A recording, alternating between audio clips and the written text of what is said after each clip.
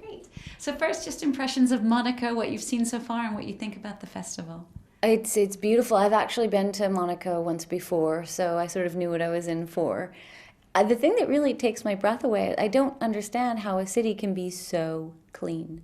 I have never seen such a clean city, and you feel so safe everywhere you go. But as an American, it is like otherworldly. It feels so glamorous. You can't imagine you're like people live like this all the time. And the festival's been great. I've gotten to see some familiar faces, which is sort of fun. Like people you hadn't seen in a long time, other actors I didn't know were going to be here.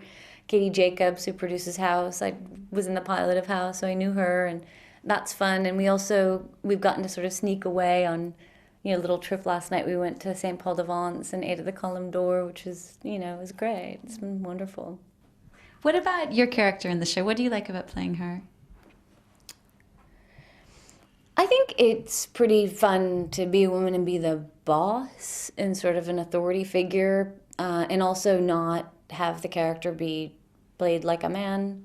I think so often because it's a new thing for a woman to be in a position of power, they sort of, in order to feel comfortable, have to make her like incredibly masculine, and I don't think that's true with women who are in positions of power. I feel like, they use their femininity and they're women. I like that, and I like the idea that it's not just like, it's basically sort of a reversal of the sexes where like I'm the brawn and he's the one who's sort of afraid. And there's not a lot of usually women are sort of registering the peril, like they're crying, and that's not what I'm doing, so that's pretty fun. So how do you see The Mentalist going over the next coming years? I don't know. I mean, I found out from one of the journalists today that Bruno said that we're going to find Red John this year, which is an interesting way to find out. So that's season 6. I don't know what's going to happen after that. You kind of take it year by year, and it could be over this year. I don't know. I mean, I'll feel sad just because it's become like a family. It's been such a huge part of my life for a really long time. It's longer than high school. It's longer than college. And I've come to depend on Simon so much as a friend. It'll be weird. I think I'll feel sad. But yeah. You've done feature films as well. What's the big difference between working on a television set and working on a film set, if there is one? Doing TV is harder. It's just sort of more rigorous, and they expect you to behave like an adult.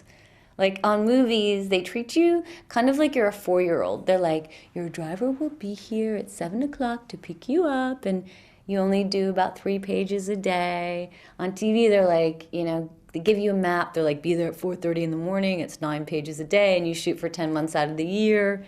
And you have to be like a real responsible grown-up, and it's rigorous. Like you have to really sort of pace yourself. It's a marathon. It's not a sprint. And, so you're making, basically every 8 days we make 44 minutes of television. And on a movie you have 3 weeks to make 90 minutes. So the pace is just really full on.